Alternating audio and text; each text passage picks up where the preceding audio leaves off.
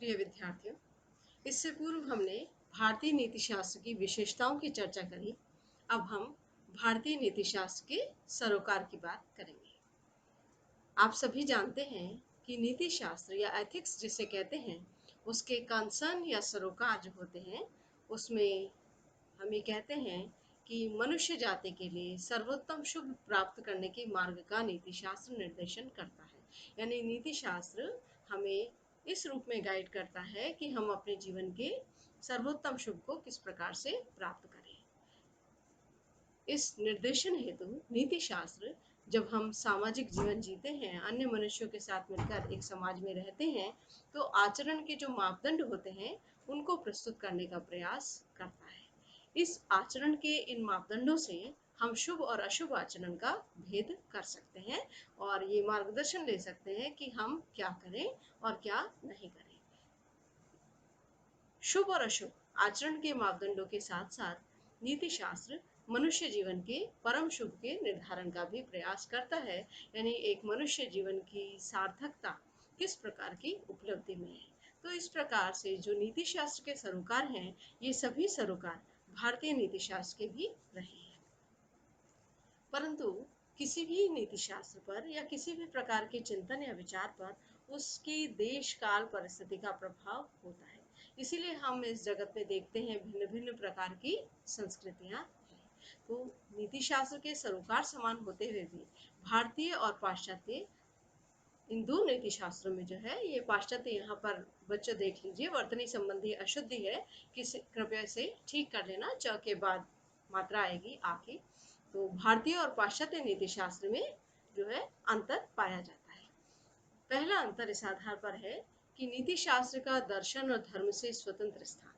जब हम देखते हैं पाश्चात्य नीति शास्त्र को, तो हम देखते हैं कि वहाँ नीति शास्त्र बिल्कुल ज्ञान की स्वतंत्र शाखा है।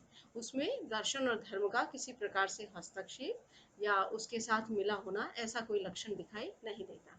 पर जब अपन भारतीय नीति शास्त्र पढ़ते हैं, तो भारतीय नीति शास्त्र में दर्शन और धर्म के साथ सम्मिलित रूप से हमें नैतिक समस्याएं देखने को मिलती हैं। तो ये एक भेद का महत्वपूर्ण बिंदु है। दूसरा बिंदु है जिसमें हम कहते हैं कि भारतीय नीति शास्त्र जो है वो प्रयोजनवादी है। उसका एक पर्पस है और वो पर्पस है जीवन का निर्माण करना, यानी शुभ जीवन का निर्माण करना या एक अच्छा चरित्रवान मनुष्य बनाना। इस प्रकार से जब हम पश्चिमी नीति शास्त्र का अध्ययन करते हैं, तो वहाँ इस प्रकार की प्रवृत्ति को कि आप किसी का चरित्र निर्मित करें, इसका काम जो है धर्मोपदेशकों का माना जाता है।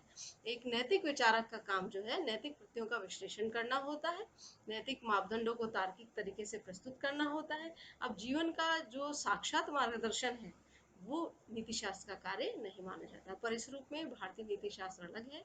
वहाँ पर जीवन का साक्षात निर्माण करना, उसे शुभ बनाना, उसे शुभ की ओर प्रवृत्त करना या अच्छा चरित्र बनाना, ये हमारे नीति शास्त्र का एक महत्वपूर्ण, जो हम कह सकते हैं, हमारे नीति शास्त्र का कार्य माना गया है। अब जीवन का जो सर्वोत्तम लक्ष्य है, चरम लक्ष्य है, उसके स्वरूप और प्राप्ति के उपाय के बारे में भी दोनों नीति शास्त्रों में भेद है। पश्चिमी नीति शास्त्र जो है, ये जो जीवन जिसको ऐहिक या लौकिक जीवन कहते हैं, वहाँ जो हम सामाजिक जीवन में रहते हैं, मनुष्य के सामाजिक जीवन में जीने वाले एक वयस्क समझदार मनुष्य के आचरण के मूल्यांकन हेतु मापदंड देने का काम पश्चिमी नीति शास्त्र में किया जाता है। पर भारतीय नीति शास्त्र में इसके साथ साथ ही सर्वोच्च लक्ष्य के रूप में आत्मसिद्धि, ब्रह्म साक्षात्कार, इस मोक्ष, इस प्रकार के लक्ष्य दिखाई देते हैं। और उसकी प्राप्ति के उपाय के लिए भी तपस्या, योग, योगाभ्यास, समाधि, साधना इत्यादि जो है मार्गदर्शन किया जाता है। तो इस रूप में जीवन के सर्वोत्तम लक्ष्य की प्राप्ति और उसके स्वरूप के बारे में भी दोनों नीति शास्त्रों में भेद है। भारतीय और पाश्चात्य नीति शास्त्र के इन भेद बिंदुओं को जानने के बाद अब हम भारतीय नीति शास्त्र के सरोकार क्या है, इसको निष्कर्ष रूप में आपके समक्ष प्रस्तुत कर रहे हैं। भारतीय नीति शास्त्र की जो एक प्रमुख चिंता है या उसका वास्ता है, वो है जीवन के व्यवहारिक उद्देश्य की पूर्ति। यानी हमारे जीवन में जो समस्याएं आती हैं, उन समस्याओं का निराकरण हमारे नीति शास्त्र का उद्देश्य है। और ऐसी ही समस्या है, हमने पिछले लेक्चर में भी इसका अध्ययन किया है कि हमारे यहाँ ये माना गया है कि ये जो जीवन है, इसमें एक नैसर्गिक अनुभव सबको होता है कि ये दुख रूप है। तो दुख से निवृत्ति जो है भारतीय दर्शन में एक प्रमुख जो है उद्देश्य के रूप में या चिंता के रूप में लिया गया है। दूसरा, हमारे यहाँ ये माना गया है कि मुक्ति जो है वो ज्ञान से प्राप्त होती है। और ऐसा नहीं, आप जब पश्चिमी नीति शास्त्र पढ़ेंगे और पश्चिमी नीति शास्त्र के महान यूनानी विचारक सुकरात को पढ़ेंगे तो सुकरात भी कहते हैं ज्ञान ही सद्गुण है। यानी ज्ञान की जब उपलब्धि हो जाती है तो मनुष्य श्रेष्ठ आचरण, उत्तम आचरण करता है, सद्गुण का पालन करता है। परंतु यदि ये ज्ञान नहीं है, अज्ञान है, तो अज्ञान की स्थिति में मनुष्य जो है उससे दुर्गुण या अशुभ आचरण के करने की संभावना रहती है। तो ज्ञान की प्राप्ति और अज्ञान से निवृत्ति, यदि हम यूनानी दर्शन में सुकरात को देखें और भारतीय नीति शास्त्र में देखें तो ये आवश्यक एक उद्देश्य माना गया है। इसलिए भारतीय नीति शास्त्र में इस अज्ञान की निवृत्ति के लिए तत्व ज्ञान की आवश्यकता पर बल दिया गया है। सामाजिक व्यवस्था का सुदृढ़ीकरण, हम देखते हैं कि भारतीय नीति शास्त्र में ये एक बहुत महत्वपूर्ण लक्ष्य या एक मुख्य लक्ष्य रखा जाता है कि किस प्रकार से हम जो समाज जीवन जी रहे हैं वो व्यवस्थित हो, सबके धर्म पालन के लिए सुगम हो। तो सामाजिक व्यवस्था को सुदृढ़ करने के लिए हमारे यहाँ वर्णाश्रम व्यवस्था को अपनाया गया है। वर्णाश्रम व्यवस्था के अंतर्गत दो प्रकार के धर्म आते हैं। धर्म का मतलब हम पहले भी कह चुके हैं, भारतीय परंपरा में धर्म रिलीजन नहीं है, कर्तव्य है। तो यहाँ दो प्रकार के धर्म आते हैं, वर्ण धर्म और आश्रम धर्म। वर्ण धर्म जो है उसके संदर्भ में यदि हम भारतीय परंपरा में देखें तो इसका आरंभिक रूप जो है गुण और कर्म से जुड़ा हुआ है। यानी जिस प्रकार के आपके गुण हैं उस अनुसार जो है आपको ड्यूटी असाइन की गई है या उस प्रकार के कर्म का निर्देशन आपको कहा गया है। तो ये गुण कर्म की व्यवस्था है जो मनुष्य की योग्यता के आधार पर है। पर हम ये भी जानते हैं कि भारतीय समाज का जब हम इतिहास पढ़ते हैं तो इस वर्ण धर्म ने धीरे धीरे जो है एक बुराई के रूप में, जाति प्रथा के रूप में जन्म लिया। हम जाति प्रथा को किसी भी रूप में नैतिक नहीं कह सकते, न ही किसी प्रकार के वर्ण आधारित जो हम छुआछूत या भेदभाव होता है उसको भी नैतिक दृष्टि से, तर्क की दृष्टि से हम विवेचना करेंगे तो उचित नहीं कह सकते। पर जो आरंभिक भारतीय परंपरा में वर्ण धर्म को रखा गया है उसका पूरी तरह से उसका आधार जो था वो नैतिक था। एक मनुष्य जो है जिस प्रकार की प्रवृत्ति रखता है, जिस प्रकार की योग्यता रखता है,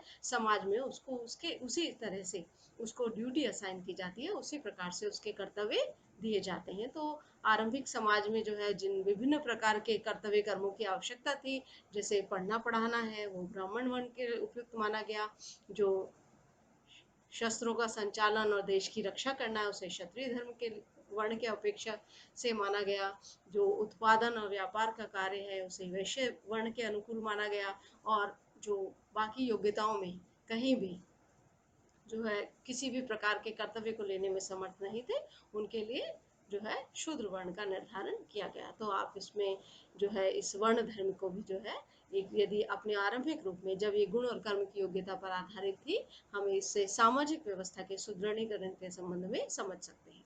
दूसरा, आश्रम धर्म। आश्रम धर्म की हम पहले भी चर्चा कर चुके हैं कि मनुष्य के जीवन को 100 वर्ष में बांटते हुए जो है प्रारंभिक 25 वर्ष ब्रह्मचर्य आश्रम के, जब कोई भी बच्चा जो है युवा होने तक अपना पर्याप्त शारीरिक और मानसिक विकास करता है।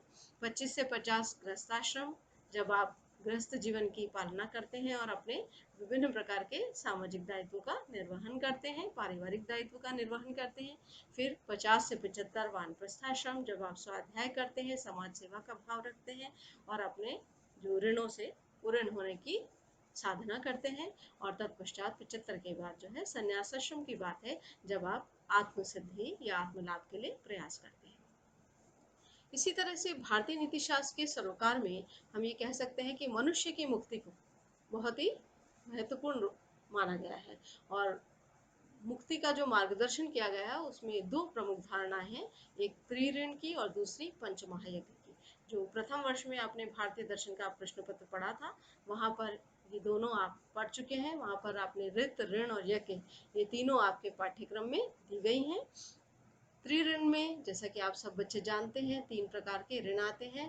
पितृऋण, जिसे हम जो है गृहस्थ धर्म के पालन से और संतानोत्पत्ति द्वारा चुकाया जाता है। ऋषि ऋण, जिसमें अच्छी जो तत्व ज्ञान की पुस्तकें हैं उसको न सिर्फ हम पढ़ते हैं, स्वाध्याय करते हैं, बल्कि उस ज्ञान का संवर्धन करके समाज में पुनः ज्ञान की इस परंपरा को जो है आगे चलाने के का हम कार्य करते हैं और अपने ऋण से उऋण होते हैं।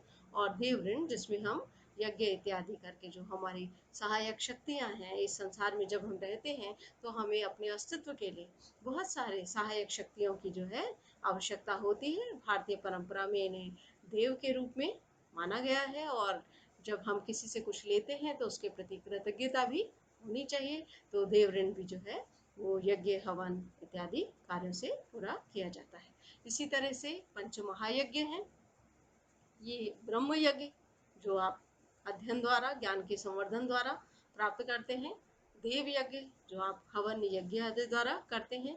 पितृ यज्ञ, उन्हें आप अपने पूर्वजों के लिए जो है वो संतानोत्पत्ति का भी कार्य है। साथ ही साथ जो श्राद्ध, तर्पण, ये सब कार्य भी आते हैं पितृ यज्ञ के अंतर्गत।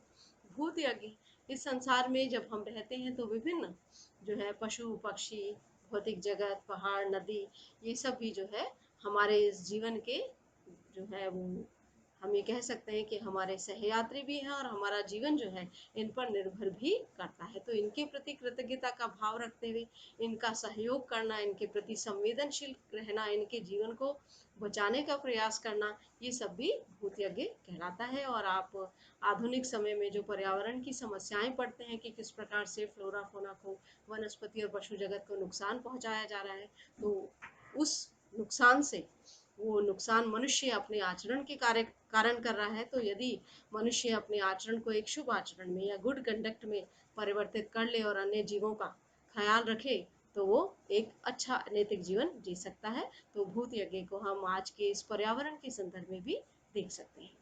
फिर है नृ यज्ञ।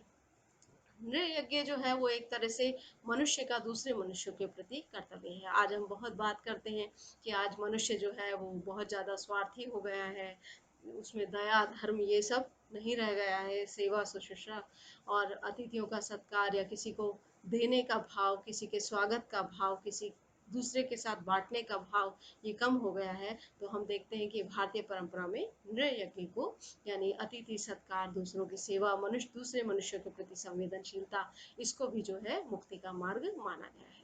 तो भारतीय नीति शास्त्र के इन सरोकारों में हम जो है आधुनिक जीवन की समस्याओं को भी देख सकते हैं कि उनके समाधान भी हमें प्राप्त हो सकते हैं।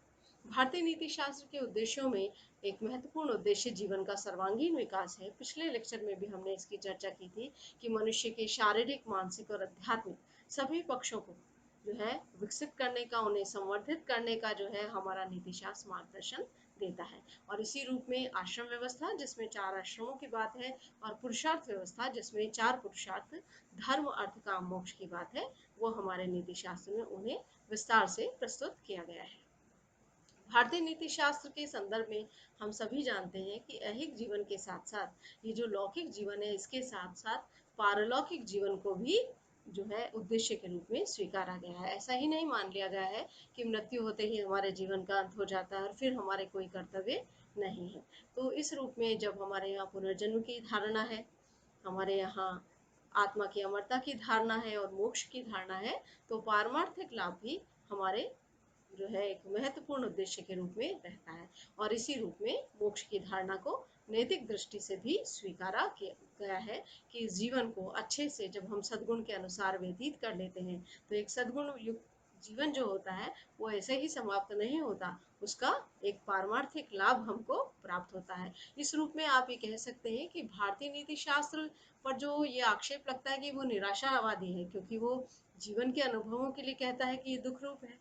परंतु भारतीय नीति शास्त्र में जीवन के अनुभव बेशक दुख रूप है और उस दुख की निवृत्ति के उपाय बताए हैं, पर ये जो पारमार्थिक लाभ की बात है, आत्मलाभ की, आत्म साक्षात्कार या मोक्ष की बात है, ये हमारे नीति शास्त्र की आशावादिता को भी प्रकट करता है कि जब यहाँ पर आप एक अच्छा जीवन जीते हैं, तो आपका इसको कुछ पुरस्कार मिलना चाहिए। देखिए, जब आप पाश्चात्य नीति शास्त्र कांट को पढ़ेंगे, तो कांट भी जो है वो बुद्धिवादी है, कठोर नैतिकतावादी दार्शनिक है, मनुष्य के संवेगों को कोई स्थान नहीं देता, पर वो एक आवश्यक पूर्व मान्यता के रूप में ईश्वर को स्वीकार करता है, क्योंकि उसे भी लगता है कि तर्क की दृष्टि से उचित है कि जब हम नैतिक काम करते हैं, शुभ काम करते हैं, तो इन उचित कार्यों का हमको फल अच्छा मिलना चाहिए। जब हम बुरा काम करते हैं तो उसका दंड मिलना चाहिए। तो इस दृष्टि से ईश्वर जो है वो एक आवश्यक पूर्व मान्यता के रूप में पाश्चात्य नीति विचारक जो कांट है वो स्वीकार करते हैं। तो हम यहाँ भारतीय नीति शास्त्र के भी इस महत्वपूर्ण उद्देश्य या सरोकार को देख सकते हैं कि यहाँ पारमार्थिक लाभ को जो रखा गया है वो इसी संदर्भ में जो है वो रखा गया है कि यहाँ जो हम जीवन शुचितापूर्ण जीते हैं, नैतिक जीते हैं या सद्गुण युक्त जीवन जीते हैं, इसका अवश्य ही कोई ना कोई परिणाम होगा और वो परिणाम मोक्ष की प्राप्ति के रूप में या आत्मलाभ के रूप में हमारी परंपरा में स्वीकारा